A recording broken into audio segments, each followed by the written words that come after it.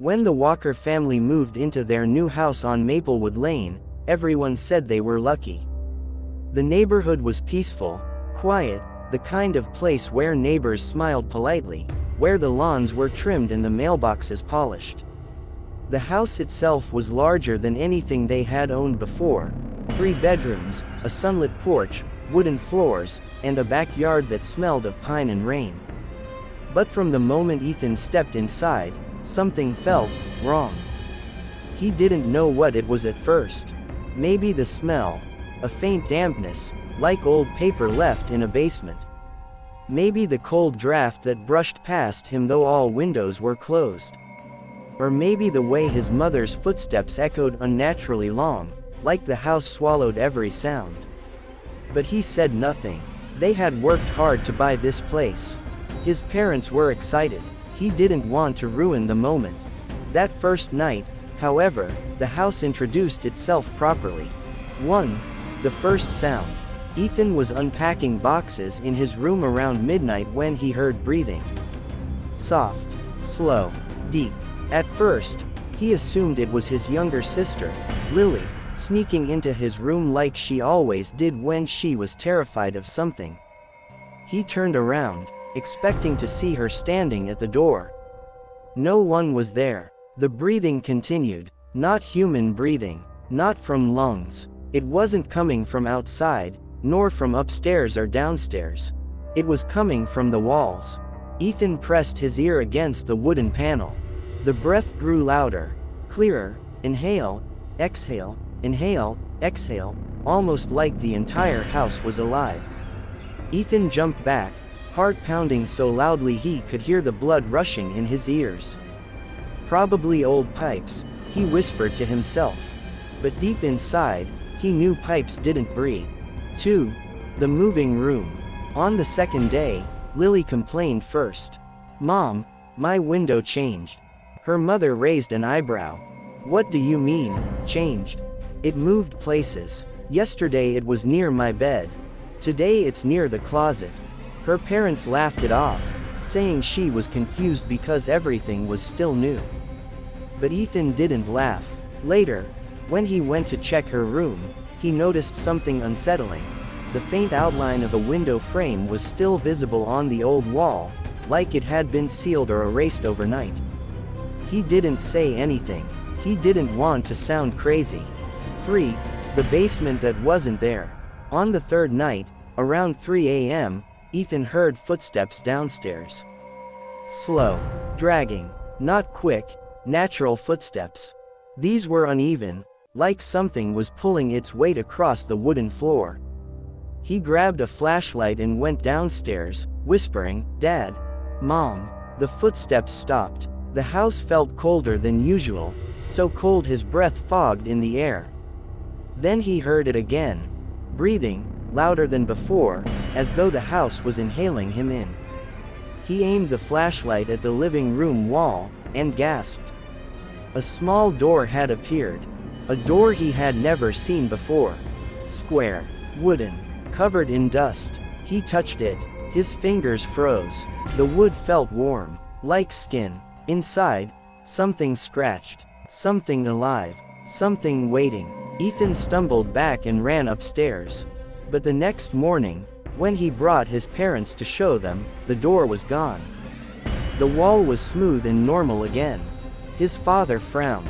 "Ethan, there is no basement in this house." Ethan felt the blood drain from his face. Then where had the scratching come from? 4. The woman in the reflection.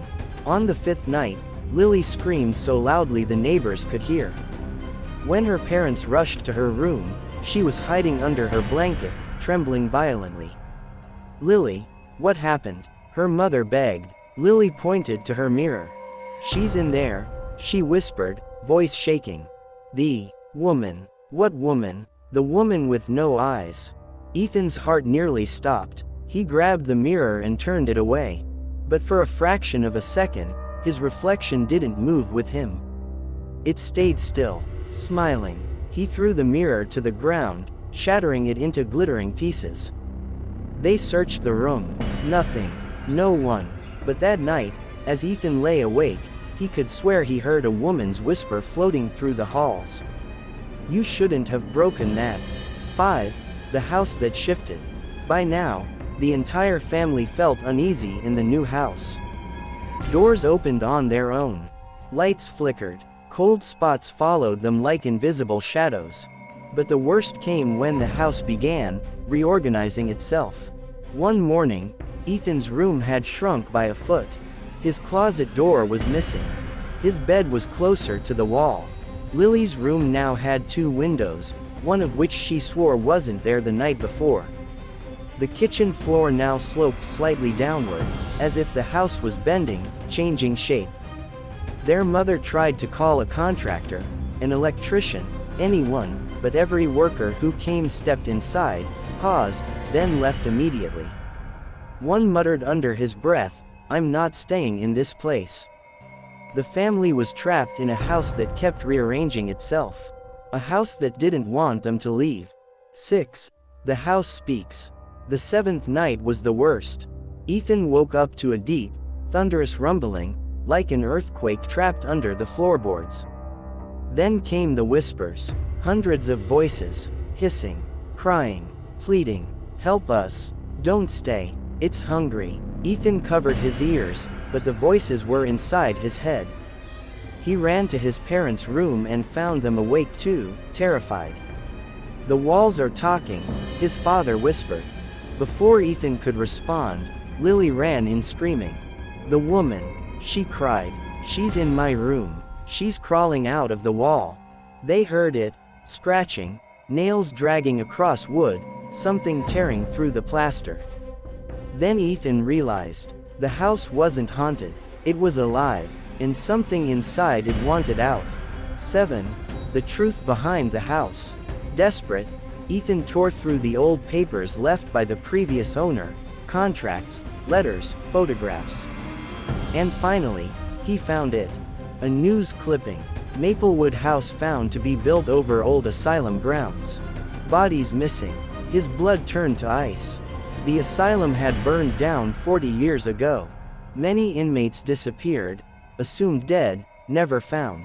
The article mentioned experiments, rooms that shifted, walls that moved, torture chambers designed to disorient patients. The asylum wasn't haunted, it had absorbed the people inside it. And now, the house on Maplewood Lane stood on its remains, rebuilt with the same wood, the same foundations, the same walls. The same souls. Ethan looked up from the paper. The walls around him pulsed. Breathing. 8.